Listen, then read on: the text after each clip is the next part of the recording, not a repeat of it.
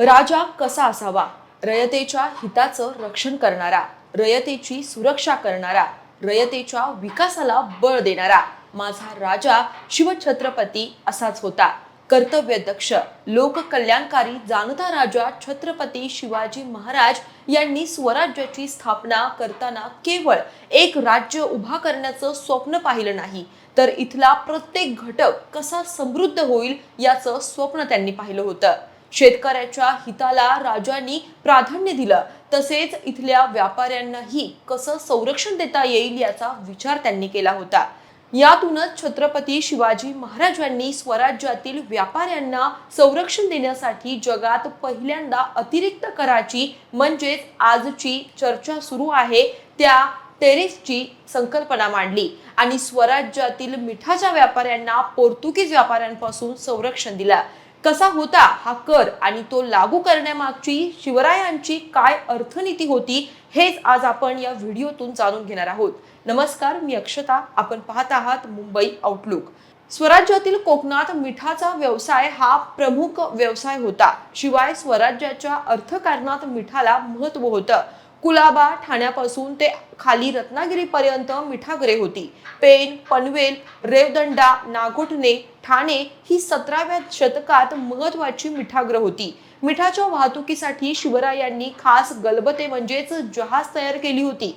त्यांची बांधणी कल्याण, भिवंडी इथंच होत होती. इथे तयार होणाऱ्या मिठाला घाटावर चांगली मागणी होती. मिठाचा मोठा व्यापार त्या काळी चालत होता. त्यातूनच कोकणच्या आणि पर्यायानं स्वराज्याच्या अर्थकारणाला बळकटी मिळाली होती. सारं काही अलबेल असताना तिकडे गोव्यात पोर्तुगीज व्यापाऱ्यांनी स्वस्तात मीठ विकायला सुरुवात केली. गोव्यातील बारदेश म्हणजे आताचं बारडेस इथं देखील उत्तम प्रतीचं मीठ तयार होत होतं. पोर्तुगीज व्यापाऱ्यांनी मिठाचे दर इतके कमी केले की घाटावरील व्यापारी बारदेशातून मीठ खरेदी करू लागले. याचा कोकणातील व्यापाऱ्यांवर आणि स्वराज्यास मिळणाऱ्या महसुलावर विपरीत परिणाम झाला. याची छत्रपती शिवरायांनी गांभीर्याने दखल घेत 1671 साली कुडाळचे सरसुभेदार नरहरी आनंदराव यांना एक पत्र लिहिलं. स्वराज्यातील मिठाच्या व्यापाऱ्याला पूर्ण संरक्षण देण्याच्या हेतूनं शिवरायांनी एक कठोर धोरण अवलंबलं. व्यवसायाला संरक्षण देण्याचं धोरण युरोपात 19व्या शतकात राबवलं गेलं, पण छत्रपती शिवाजी महाराजांनी हेच धोरण 17व्या शतकात राबवलं होतं.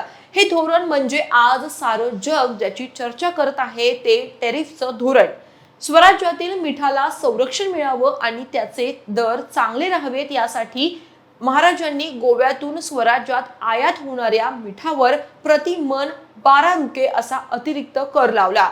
या मागचा हेतू हा होता की आयात होणारं मीठ स्वराज्यातील मिठापेक्षा महाग पडेल. त्यामुळं घाटावरील व्यापारी बारदेशातील मीठ खरेदी करणार नाहीत. स्वाभाविकपणे स्वराज्यातील मिठाचा उठाव होईल. महाराजांची ही अर्थनीती कामी आली आणि स्वराज्यातील मिठाच्या व्यापाऱ्याला पुन्हा बरकत आली.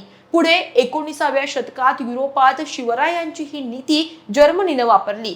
18व्या शतकात इंग्लंडमध्ये औद्योगिक क्रांती झाली.